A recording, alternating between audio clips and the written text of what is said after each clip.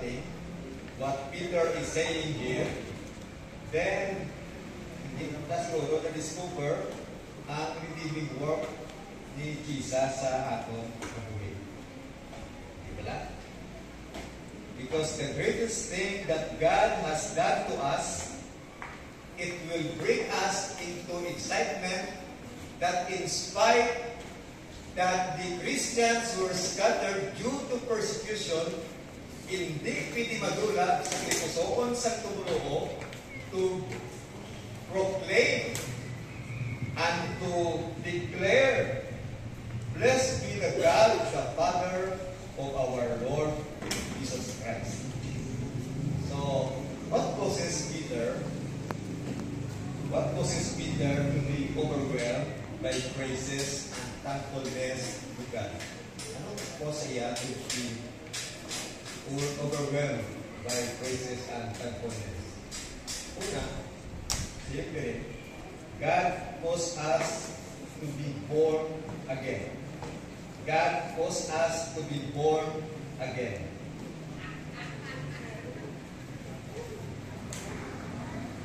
Our text, according to His great mercy, after si Peter is saying, praise be to God, or blessed be the Father of our Lord Jesus Christ, that according to His great mercy, bangod sa iya ng kaluoy, He has caused us to be born again.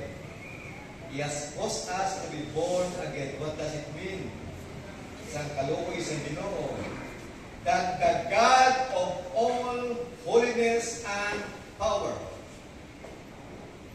had dealt with us in accordance to His mercy. Oh, how great the mercy of God is, that by His mercy, the way He dealt with us, He went down to us, He accommodated us in accordance to His mercy. What a great mercy according to Peter. And that mercy, He has caused us to be born again. And that's very important. The reason that we come to bless God is because of knowing that we were being born again. Because if you don't have new birth, you don't have new life. To be spiritually alive is to be spiritually born. Just as to be physically alive, you need to be physically born.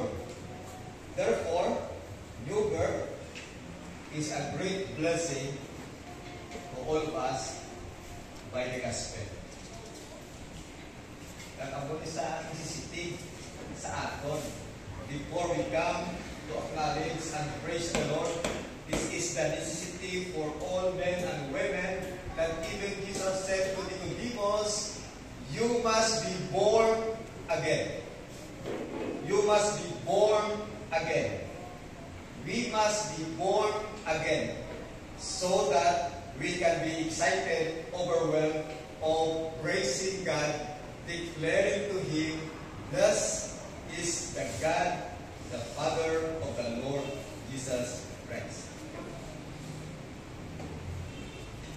The primary problem na ugod sa Ginoo sang tao, okay, yung wala sang Diyos, He is dead.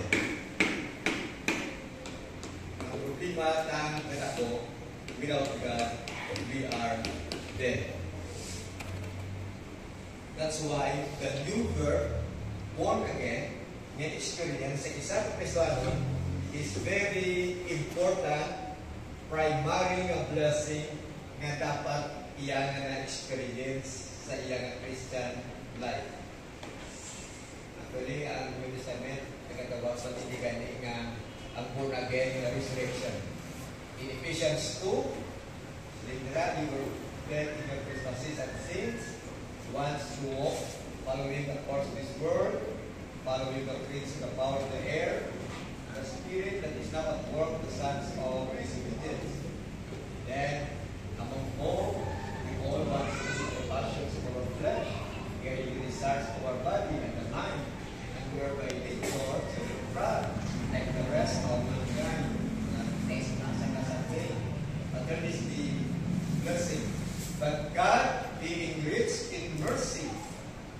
because of the great love which He loved us.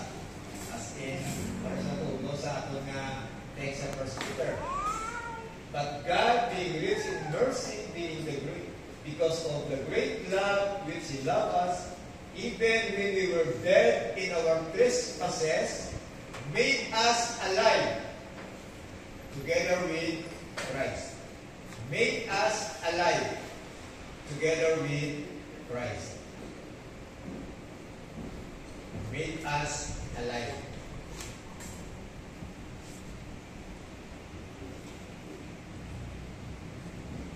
God commands us to be alive. God commands you to repent.